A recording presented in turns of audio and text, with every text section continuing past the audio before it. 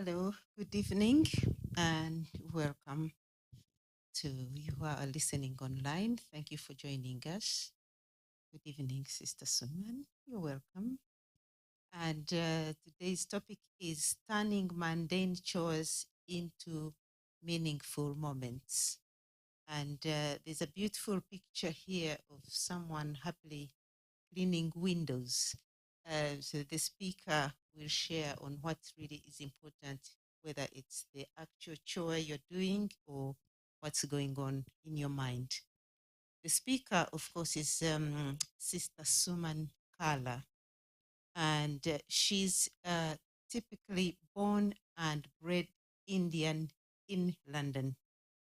She's been meditating for a long time, for over 40 years, and she's been playing a key role in UK Brahma Kumaris meditation centers for over 30 years.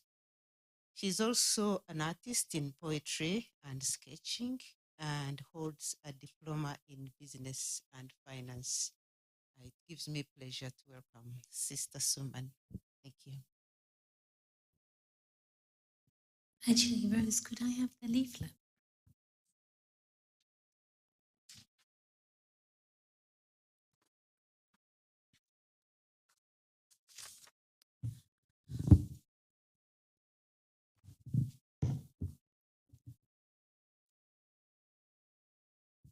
Hello, everyone. Good evening. So, when I was thinking about tonight's topic, the first line actually of the leaflet um, made my danger antennae go off. Actually, it was like an alarm.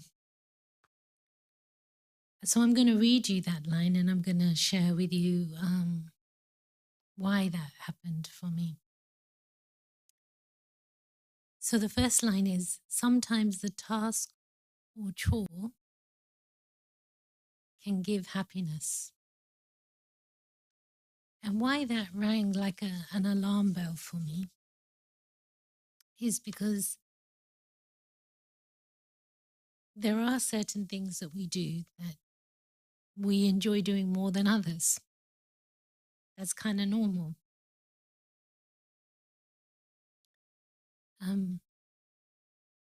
You enjoy doing things maybe that you're better at. Some people like cooking, some people don't like cooking. Some people love cleaning, some people can't stand cleaning. So, yeah, tasks can give us happiness. However, I think that's dangerous. I learned that a long time ago that that's dangerous because there are three worlds, let's say.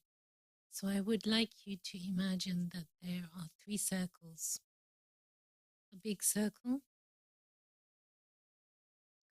then another circle inside the big circle, and then a very small circle in the center of the circle. The outer circle is what I would say, what we would call the external world. It's everything outside of me. So it's this room, it's the people in the room, it's my house, it's my car, it's everything outside of me. That's the external world. And the things that we do, the chores, the tasks, the actions that we're involved in, they're in the external bit. They're in that bigger circle. Now, the thing about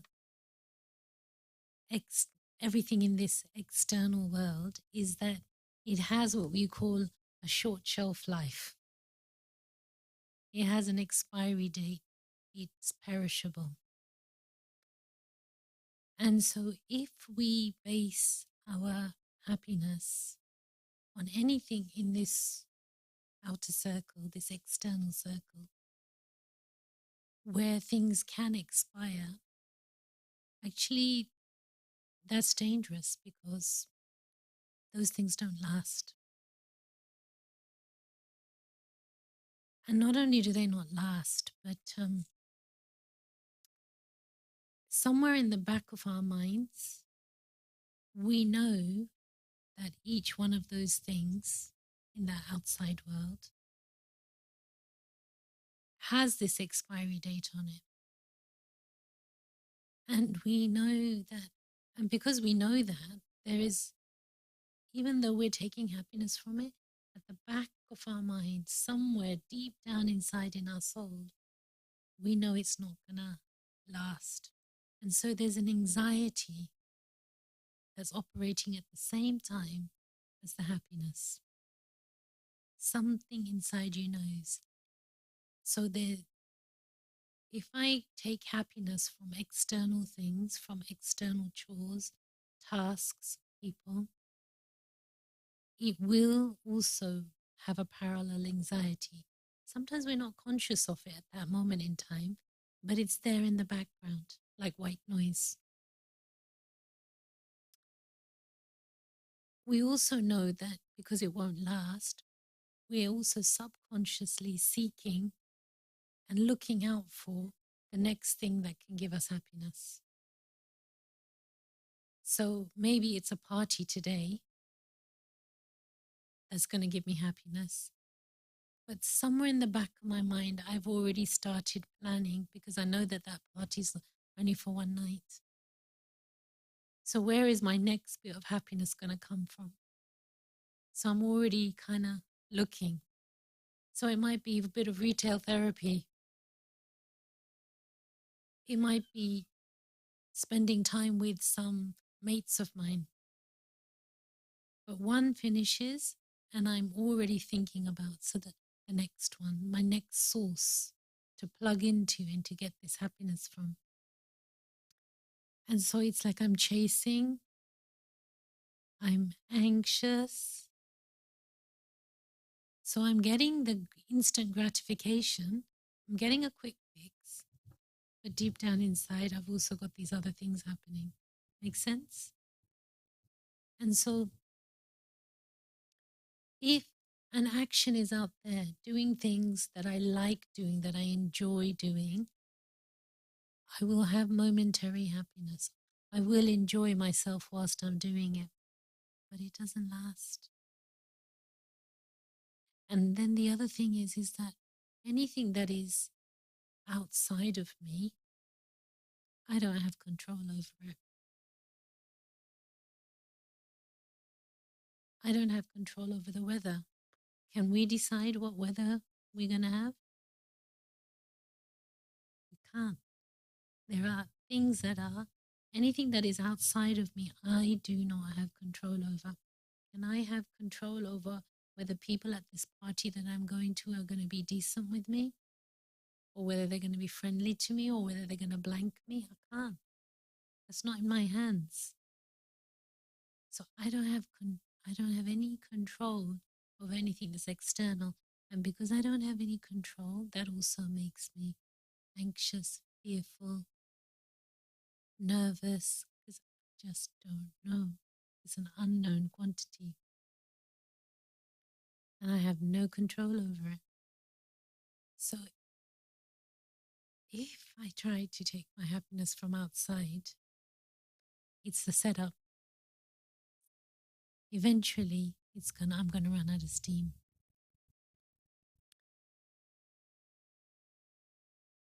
So the second circle is what?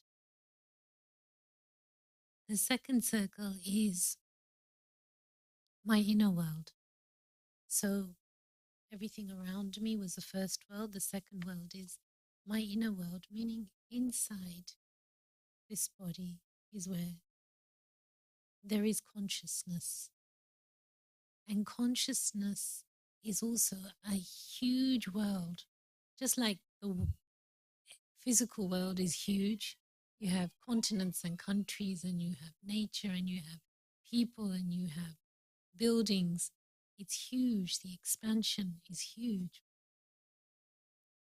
Do not underestimate the inner world, because in your inner world, you have huge infrastructure as well. You have thoughts, you have feelings, you have attitudes, you have perceptions, You have opinions, you have ideas, you have so much going on in this, in habits, personality, character. All of these are intangible things, right? You can't see them with your physical eye, but they are part of consciousness.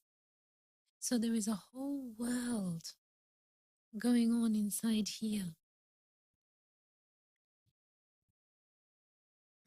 And even that world is like a massive,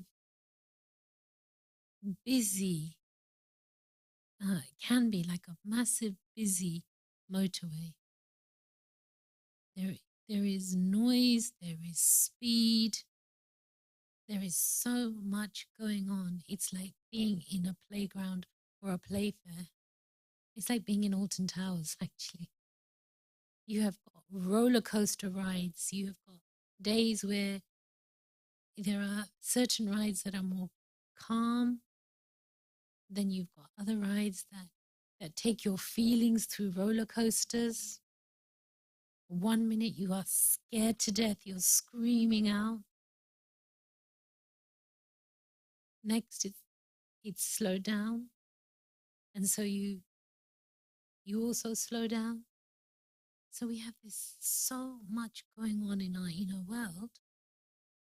And actually, why is all of this related to tonight's topic? Turning mundane chores into meaningful moments.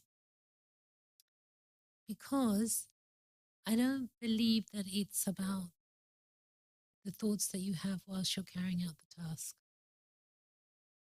which is what the leaflet indicates. What thoughts are you creating when you pick up that hoover or whilst you stop at a traffic signal? It's actually not even about the thoughts that you have whilst you do something that can make it meaningful or joyful. But actually, what it's about, if you really want to experience consistent joy and happiness in what you do, whatever it is, whether you like doing it or you don't like doing it, it all boils down to what you think about yourself, your relationship with yourself, how much you like yourself or dislike yourself. If you really like yourself, if you really have self-esteem, self-respect, then no matter what you do, you're going to love it.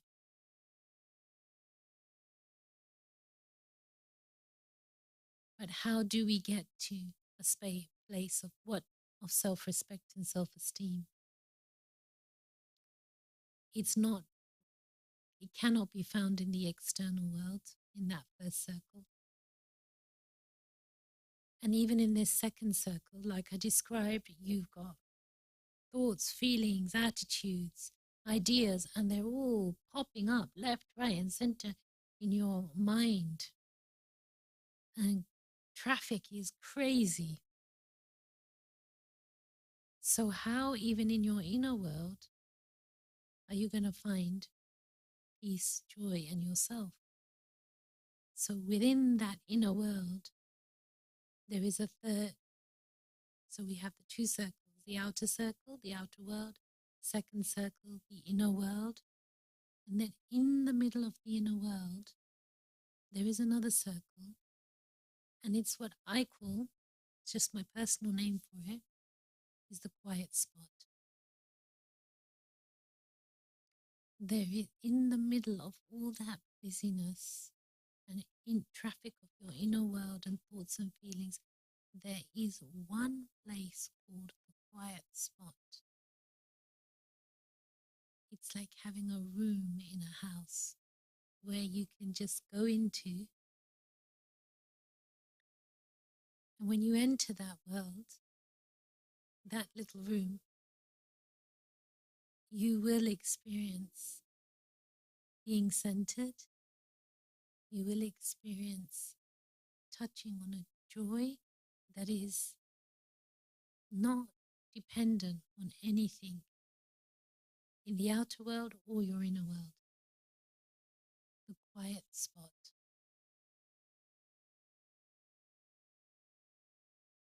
Except you need a couple of keys to open the door to get into this room. But I want to take you to that quiet spot. Okay, so let's just do a little mind experiment. Just for a moment. So I've left behind that big world of my house, my possessions, the people I know, the job I do, the car I have, the clothes I'm wearing even. And I'm coming into my inner world, the second circle. And in that world, inner world of consciousness, where there are invisible energies, I know there are thoughts flying around left, right, and center.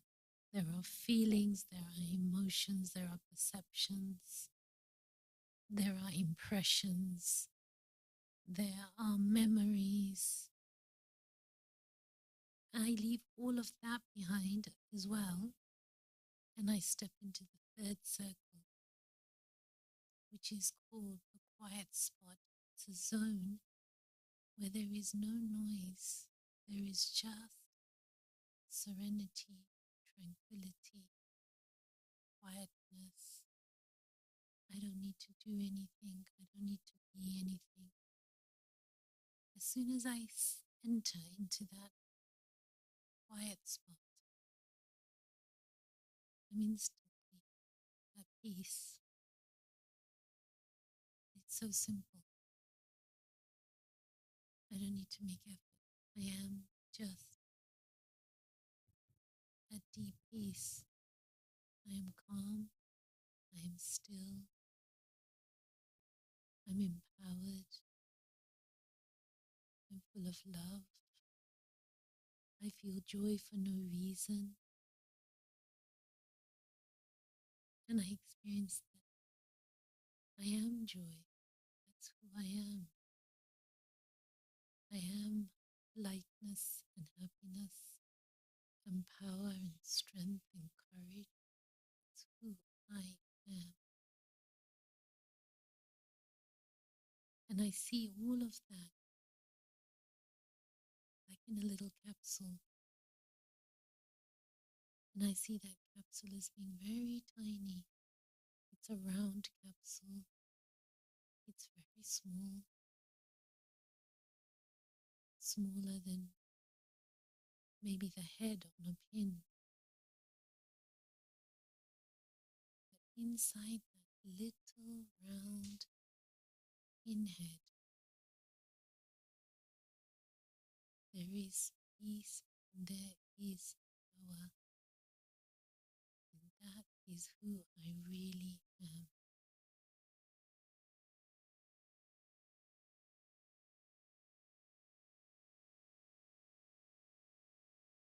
When I hit that quiet spot in that way, when I can get into that zone, even if it's for a few seconds a day, it is powerful. It is empowering. And just a few seconds a day, especially if it's at the start of the day, it leaves one of those things that lingers, like a scent that lingers, or a feeling that lingers, a nice feeling, a good feeling that you get.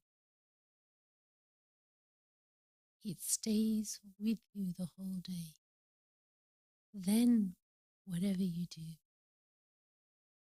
becomes meaningful because it's like it anchors you. It keeps you inside. You don't get pulled into the myriad of your thoughts and emotions. You don't get pulled into that external world, which those two worlds can be like being tossed around at sea. This An experience like this, though, when you are in the quiet spot, when you immerse yourself and you soak yourself in it, it's like an anchor. It keeps you stable. Doesn't matter what's going on around you. And that because of this anchor that keeps you inside, that sweet feeling that you're left with, it can last the whole day, and then it touches everything that you touch. That's where you get meaning in your tasks.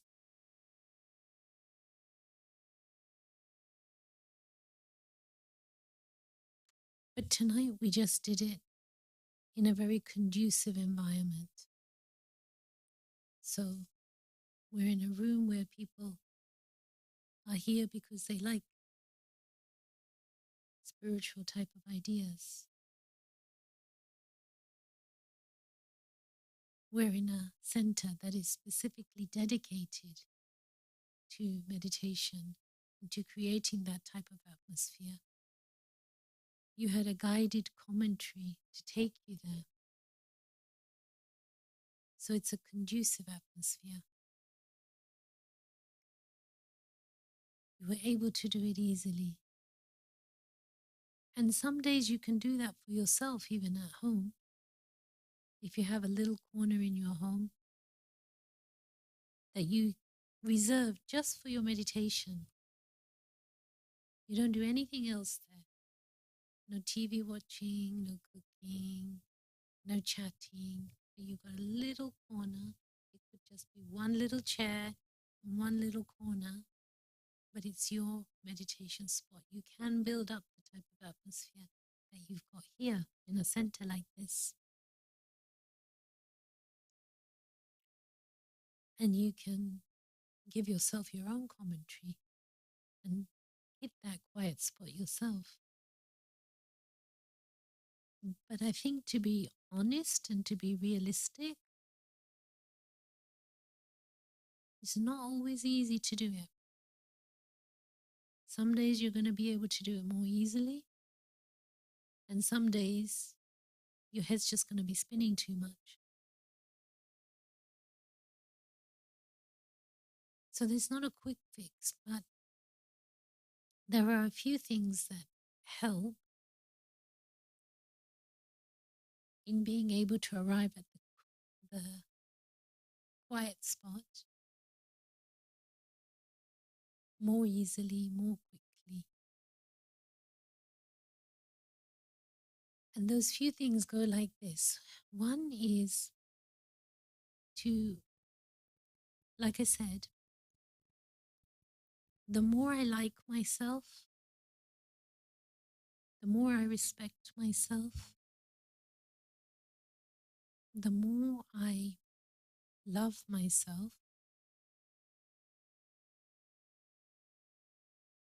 the more I accept myself,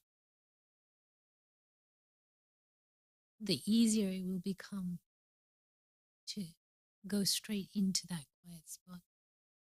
The biggest obstacle is our self-criticism.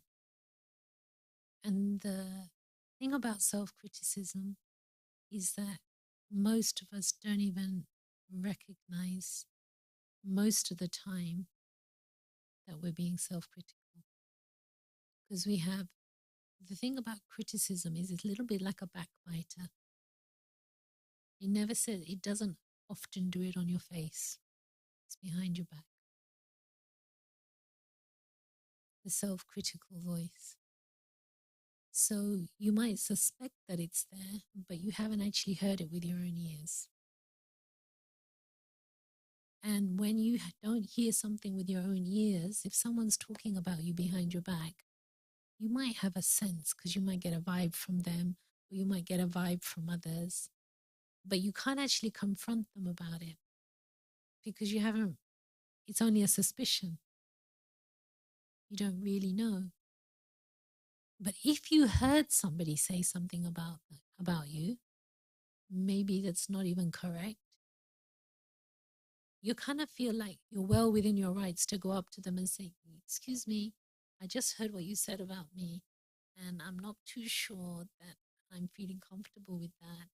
And I don't think that's a fair representation." You can stand up for yourself, but you have to have heard it.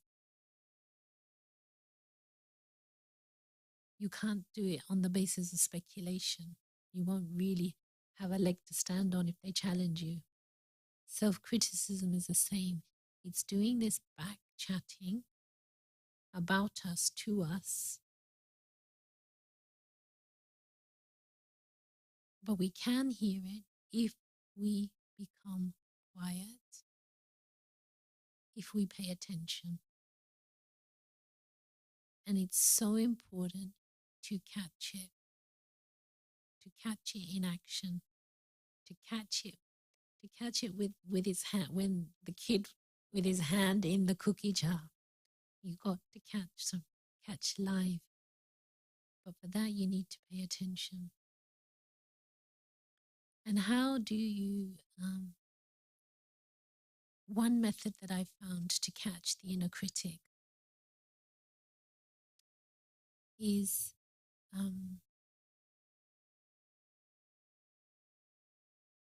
when I'm listening to something, especially,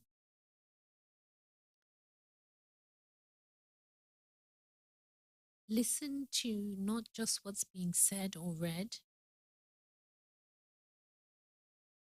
but listen to your response. So, for example, in we have a daily spiritual class in the Brahma Kumaris every morning. So sometimes, and they read something in that, and then afterwards they discuss. So sometimes when I'm listening, and there's a suggestion made, I don't know, off the top of my head, it might be something like, if someone insults you, consider them to be your friend. Don't sulk with them. Now, I've heard it, but what's very important is to listen to what was my response when I heard it. So I might be sitting there thinking, I don't think I can do that. No way. If someone hurts me, then you know what? I don't want to bother with them.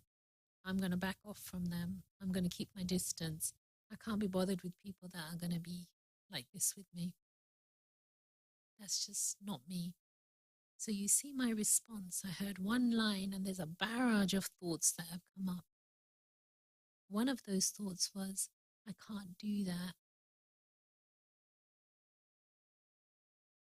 Or, nah, man, I've got a really bad habit of sulking. I don't think I can get out of that. That's my protection. Listen to how I'm talking about myself. I can't do that. Is that empowering? I can't do that. I can't change that. That's disempowering. That's how I'm thinking and talking to myself about myself. So that's one way in which you can catch it. And if you catch it, so then what's the next step? You've heard it, you've heard this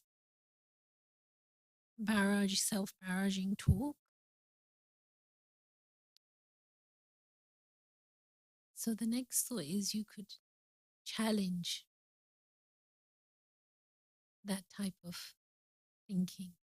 And you say, oh yeah, so who says I can't?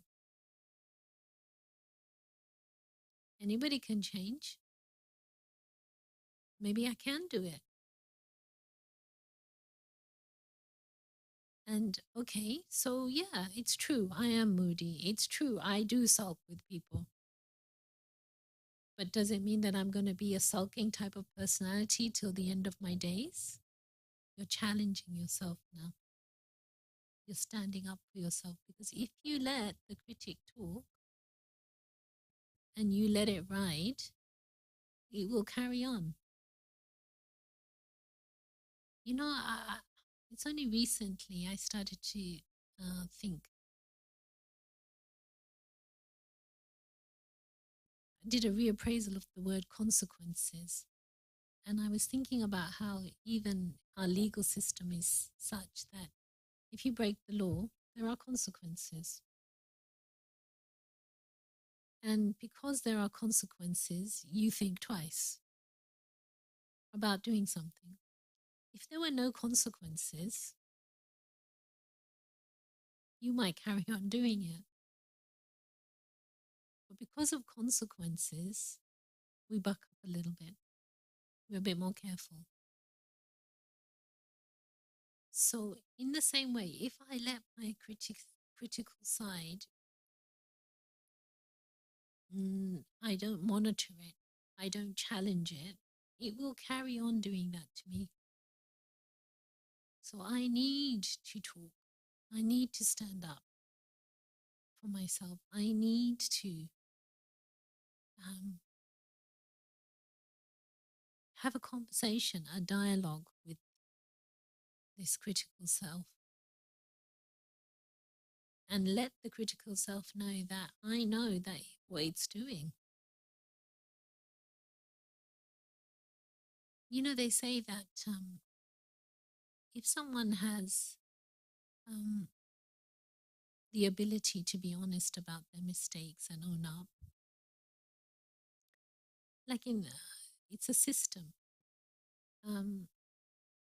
especially in religious communities or spiritual communities. They have an inbuilt system where if you make a mistake, you like have a confession, for example. In churches, you can go and you can confess. In some monasteries where they have nuns, the nuns have to, every evening, they have like a session where all the nuns are gathered in one place and they openly have to say what mistakes they made during the day to the Mother Superior, but they have to say it in front of everybody. And I wondered about that system that's there in so many different ways. I just gave 2 examples, but there are many ways. Is that when you own up, especially publicly, then it's like everybody's eyes are on you. So you're less likely to make the same mistake again because there's an aspect of caution. You know, you know everybody's aware, you know they're looking. And so, in the same way, this critic, I do need to address it. Let it know that I know and that I'm there and I'm keeping an eye. So that's one thing. But then another aspect is self acceptance. So one is really I identify the critic, I challenge that type of comment that's coming to me about me. And then the second is self acceptance. When we do good things, nice things, powerful things, virtuous things, then we feel good about ourselves. When we do bad things, we feel bad. Well, majority of us, majority of the time. You know, you get angry, you're mean to someone, you take revenge on someone. There's a part of you that doesn't feel comfortable. You might do it because you're in a rage and you've lost it at that moment in time, and you even justify it at that moment in time. But in retrospect, most of us are left with this little bit of an unclean, uncomfortable feeling inside, right? That and you don't feel good about yourself. You let yourself down in a sense. You behaved less than perfectly. That is very, very, very dangerous in terms of our relationship with ourselves. It's not that we give ourselves permission to do things that are less than virtuous. However, the guilt and the shame are two of the most disabling emotions on the planet. Guilt and shame. This feeling bad about how I was and how I underperformed or how I didn't behave well. It really, really is disabling. So how can I look at my mistakes, my so-called wrongdoings,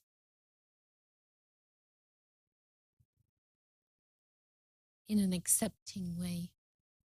It's not that I accept that it's the right thing to do, but it's what I can't afford to accept is feeling bad about it, feeling guilty. Because then the self-beating starts again. Self-criticism is one thing, but the self-beating that happens with guilt and shame, that's another level.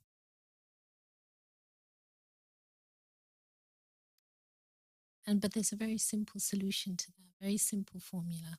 There may be many. One that I found simple and that works is to ask myself the question,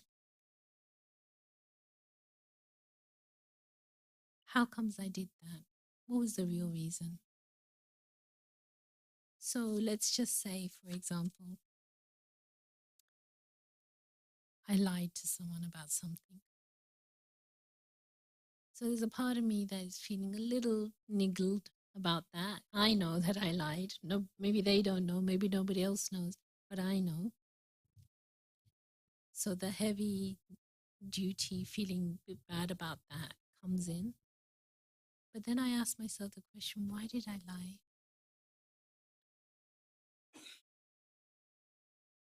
And invariably, the answer to that question is because I was scared.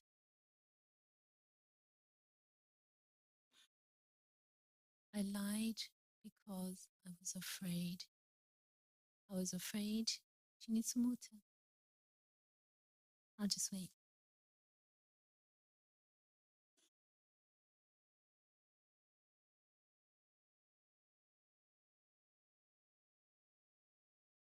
I lied because I was scared. I was scared that I might lose face if I tell the truth that I forgot to do something. Then maybe next time they're not gonna trust me to do that job again. Maybe they'll think I'm unreliable, I'm irresponsible. I'm scared of the low opinion. So I'd rather lie. And if they have a low opinion of me, then maybe that means that they won't like me, that they won't love me, that they won't include me.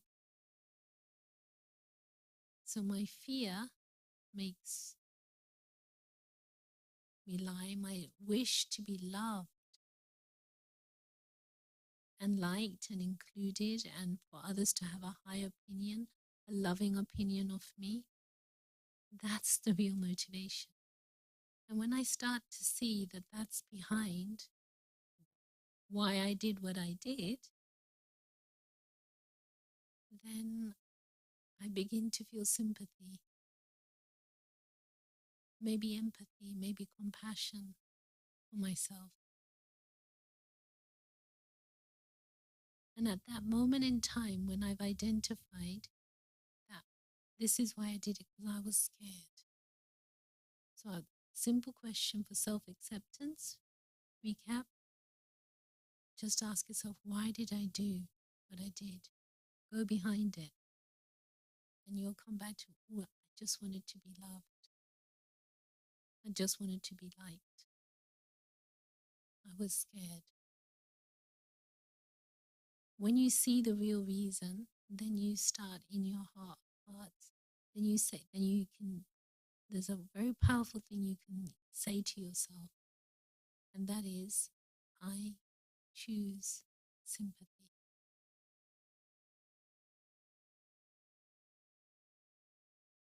So I have sympathy for myself. And this word, it's 3 words, but they're powerful. As soon as you use the word choose, ever, you instantly put yourself in an empowered state. Because if you can choose, you have the power. There's a very powerful word to use when you're doing your self-talk, is choose. I choose sympathy. And as soon as you say that to yourself, it's like those emotions of feeling bad about yourself, they start to lower their temperature.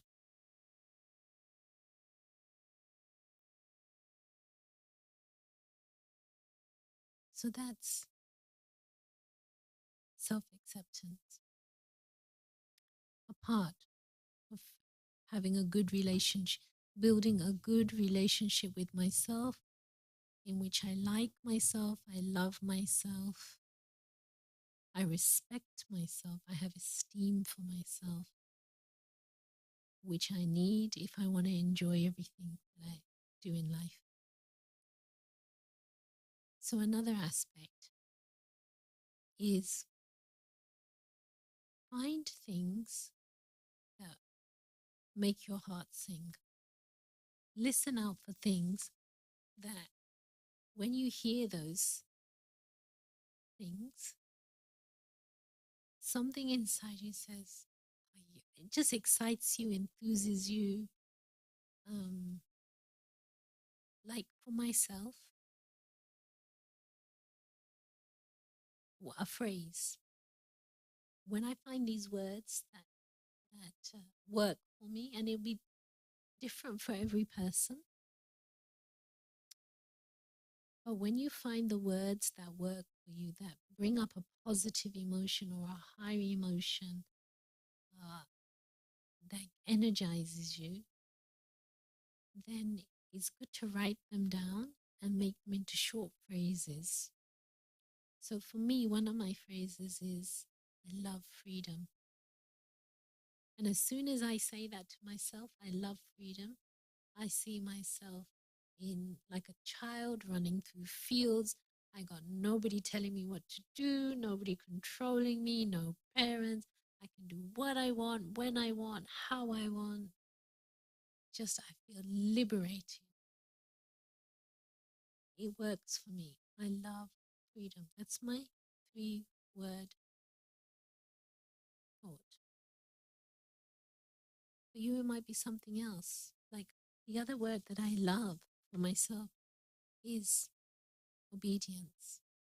There's something about that word that when I hear it, I just love the concept of obedience, being obedient to my parents, being obedient to my guru. There's something about it that works for me. I don't know what it would be for all of you. You can think about the words that when you hear them, you have a feel-good thing happening. Write them down.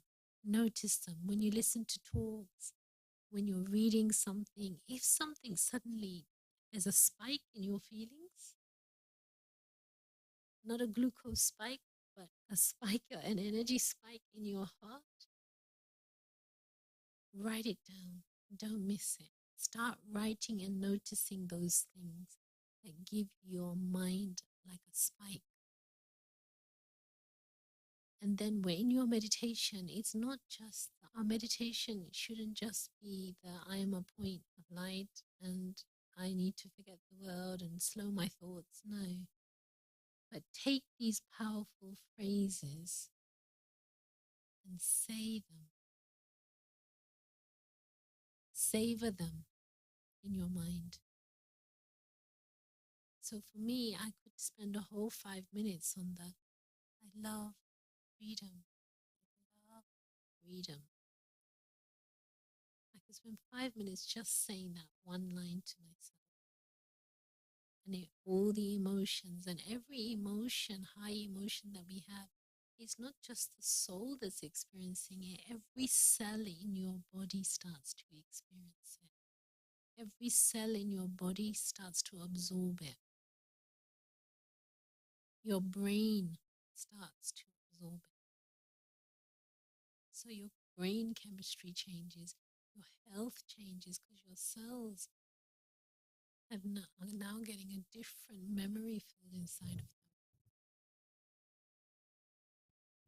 All of this supports our relationship with ourselves.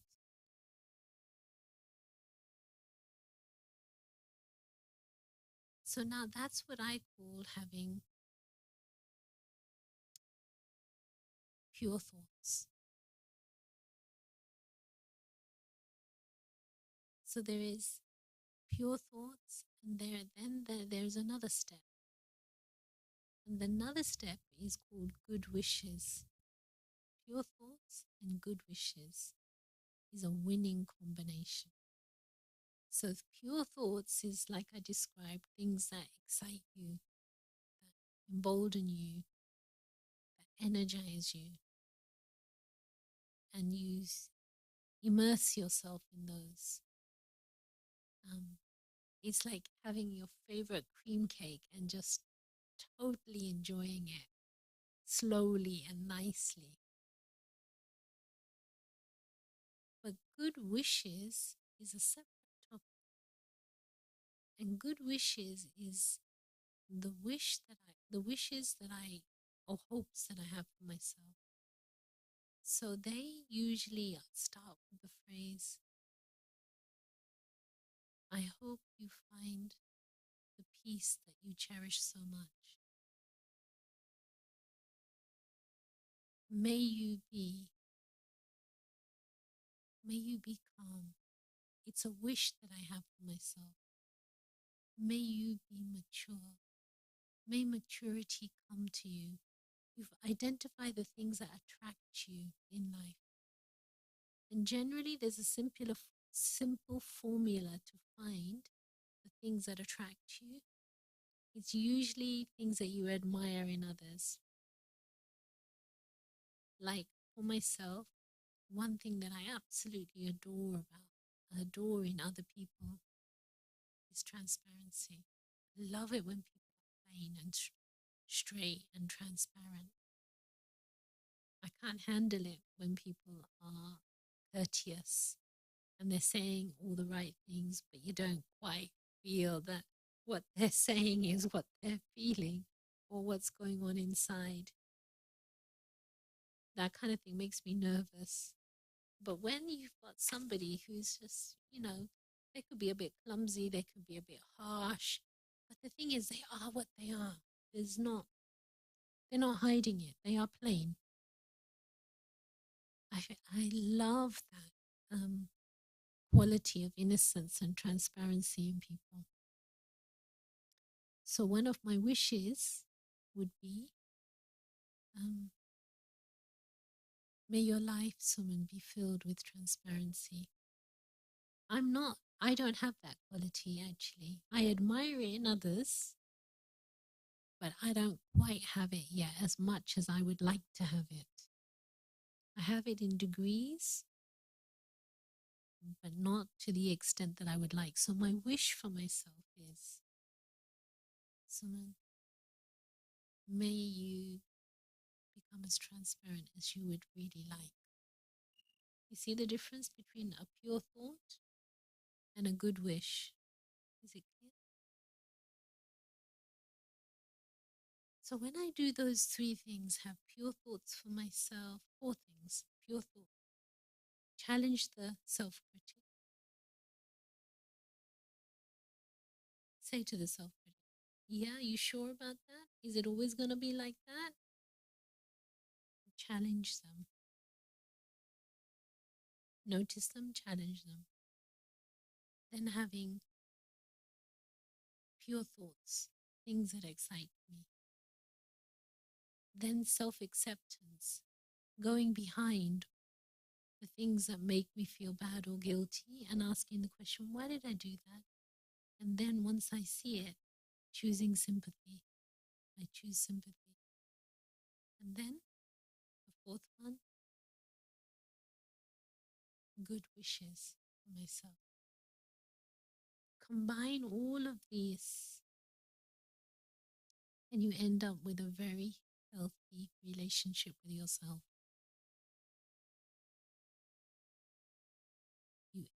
Your love and your respect for yourself blossoms. And that is the key. And once you have that good relationship with yourself, then it's very easy to go to this quiet spot, room. The higher your self-esteem is, the easier it is to access that quiet spot. And that's where the power comes from. Om Shanti.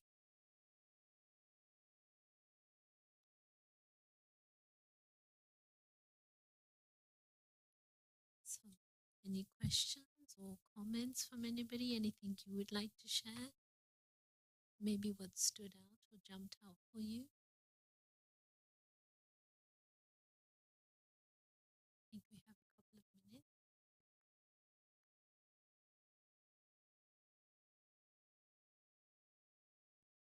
Nothing jumped out for you? Or you're shy?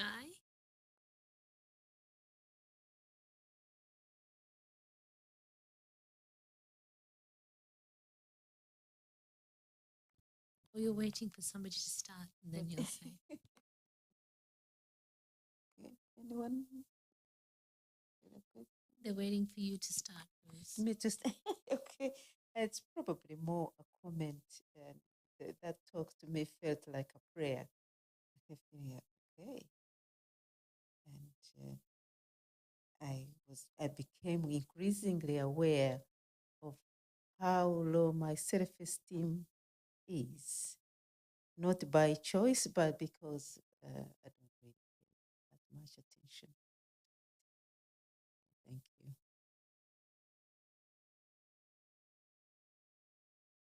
You want to say something, but you're being shy.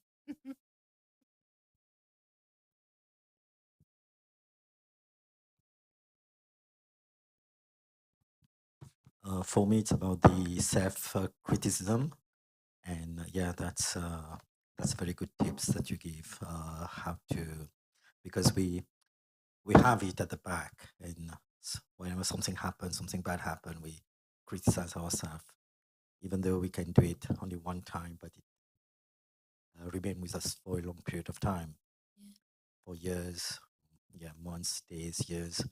Yeah, but I'd really like that, to confront it and to stand up. Say, stand up for yourself. Yeah. That's my takeaway. Yeah. Stand up to yourself for yourself.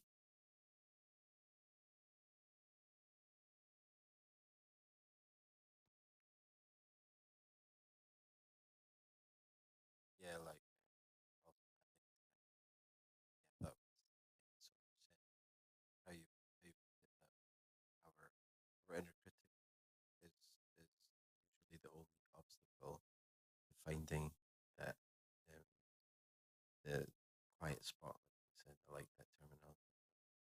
I like the way that you worded many things, and they really when they hit a sort of, yeah, they just made a lot of sense. I'm sure I'm going to remember a lot of those phrases. Thank you.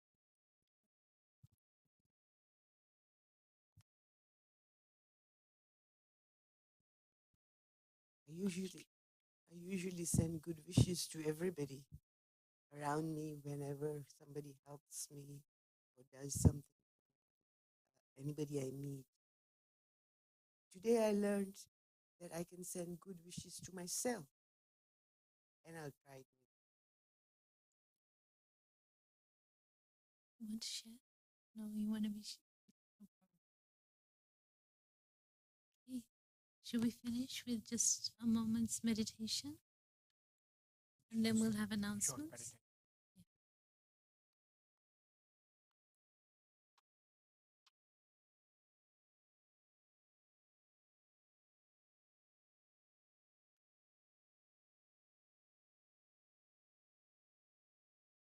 So as I sit here at the end of the evening, as I sit here,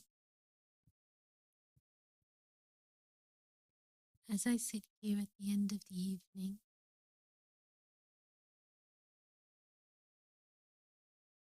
I just do a quick recap.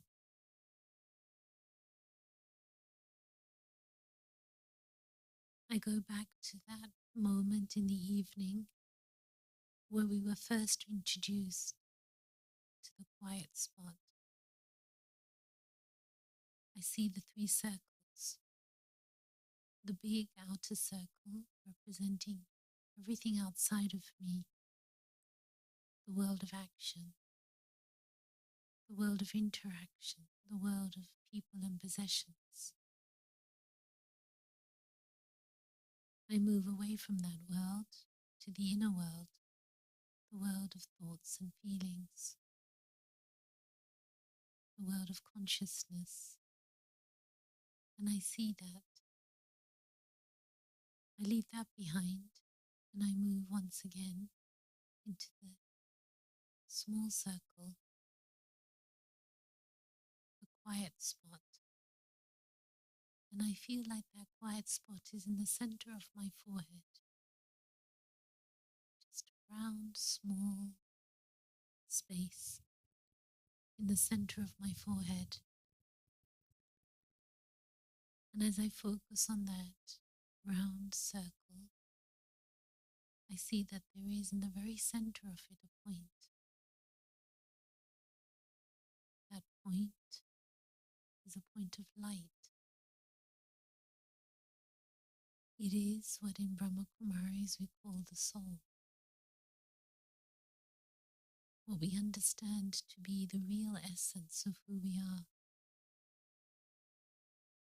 Beings of light,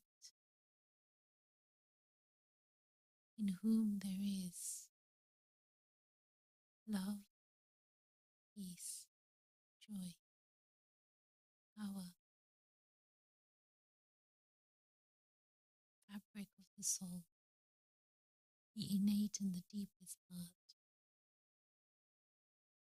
I am love, I am peace, I am power, I am joy, I am courage, and I am light. I just hold that belief, that high self-belief about myself. I look through my eyes. I become aware once again of the room I'm in, this body that I'm in. And I feel that I'm looking through my eyes now. But I'm in that space, that anchored space inside. I just have this one simple thought. I am, and I can, and I will. Mm.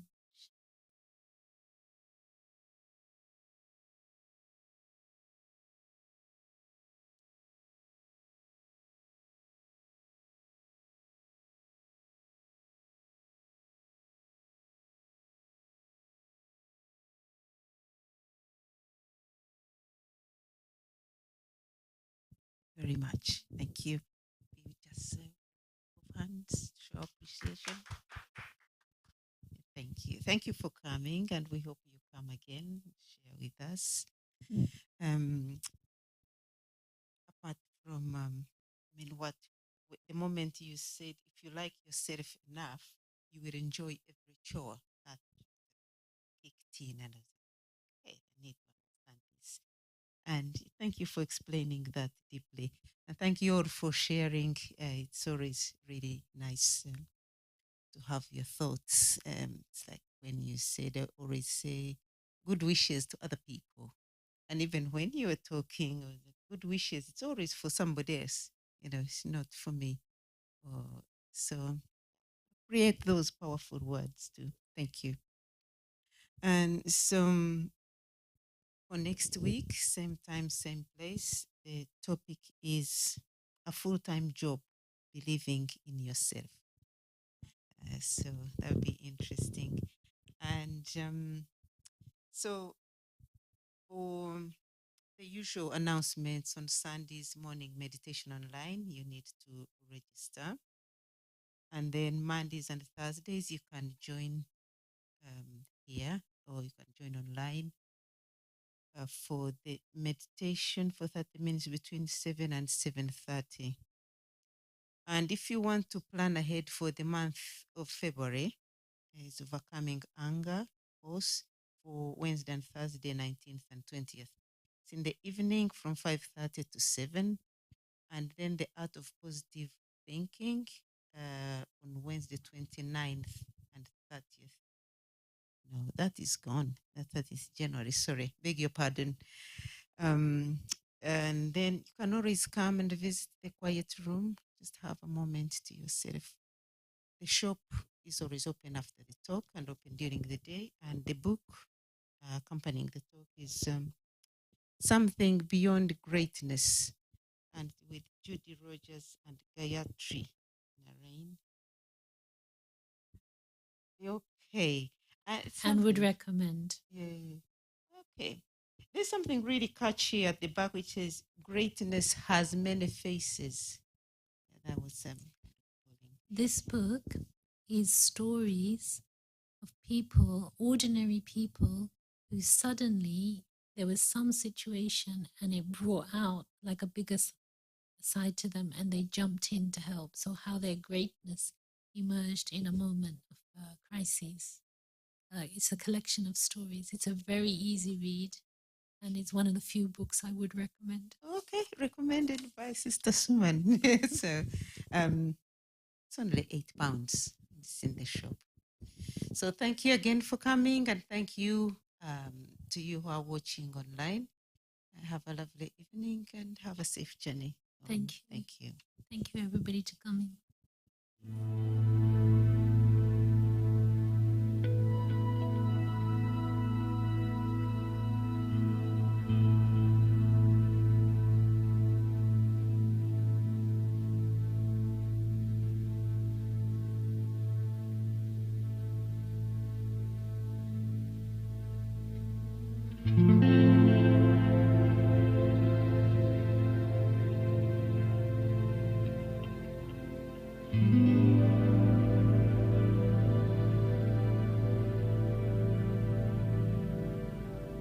Mm-hmm.